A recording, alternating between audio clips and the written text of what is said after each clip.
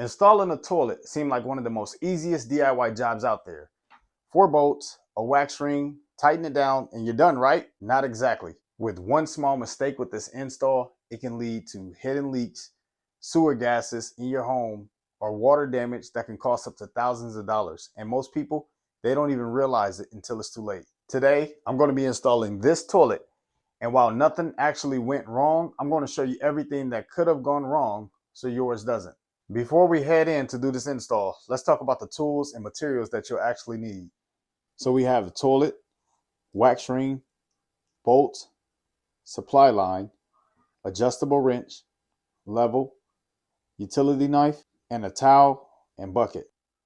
I've seen people try to reuse old wax rings, or over tighten a bolt, crack a brand new toilet, or forget to check the height of a flange. All of these mistakes can turn a simple afternoon project into a very expensive repair. Today's goal isn't just to install a new toilet. We're going to install one that's not going to leak 6 months down the line. Okay, so the first thing that we're going to do, we're going to shut the water off. Flush the toilet, and we're going to remove as much water as possible. This is where you could use either a sponge or a shop vac, but in my case, I'm using a plastic cup and pouring it into the bucket. Next, we're going to disconnect the supply line. I like to put a towel underneath it so that any water that drips, the towel will catch it and I'll be able to wipe it up. Next, we're going to remove the 2 nuts that are holding the toilet to the floor. Lift the toilet. Since I removed the water, I'm not worried about any water getting all over the floor, but I like to reuse the new box that the new toilet came in. It makes it easier for me to carry it to the curb or wherever location that I'm going to put it until I'm ready to take it to the trash. This is where a lot of people stop paying attention. Always inspect what's underneath.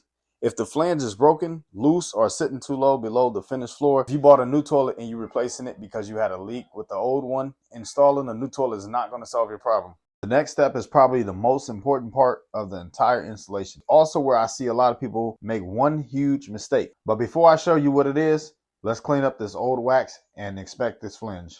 So everything seems to be looking fine. I don't see any signs of cracks or any type of water damage. So people think the wax ring fixes everything. It don't. The wax ring only seals between the toilet and the flange.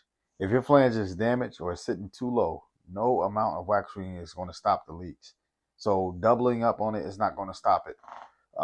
My flange is in good shape. So we're going to move on. We're going to install the bolts, place the wax ring on, the new one. Now this may sound silly, but I've seen people place the wax ring upside down. The way that you want the wax ring to face is with the rubber piece facing inside the flange and the flat part of the wax ring sitting on top of the flange. This is the final part that could be tricky for some people. I like to carry my toilet between my legs, and I already assembled the top part of it so that it'll be one whole piece that I can carry and set on top of the 2 bolts, making sure that I'm directly above it.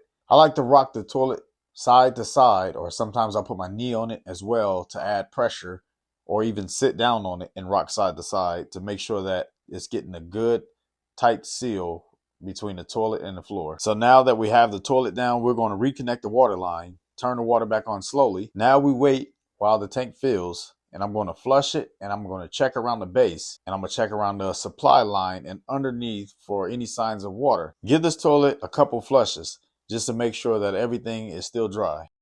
So thankfully this install didn't turn into a big disaster, but it could have easily turned into one if I would have neglected some of the simple steps that you should follow when you're replacing the toilet. I made sure that the flange wasn't cracked or no, my bolts, that they're still tight so that when I tighten my toilet up, that is sitting flush with the floor. I inspected around the flange, and even after installing the toilet, checking for leaks, making sure that my supply is not leaking. Sometimes after changing the toilet, you'll have a bad supply line that's dripping or leaking where you have to replace the supply line. If this video has helped you, give this video a thumbs up. Leave a comment if you've installed toilets before or if you plan on installing one yourself. If you are new to this channel, be sure to hit the subscribe button.